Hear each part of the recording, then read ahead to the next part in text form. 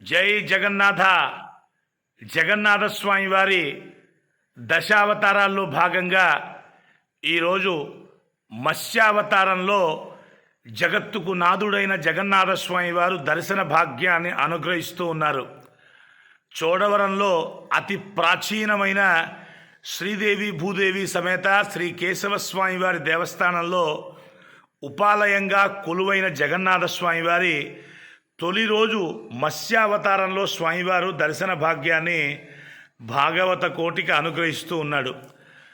వేదాన్ని అపహరించినటువంటి దానవుల్ని సంహరించి జ్ఞానాన్ని ప్రసాదించేటటువంటి రూపం.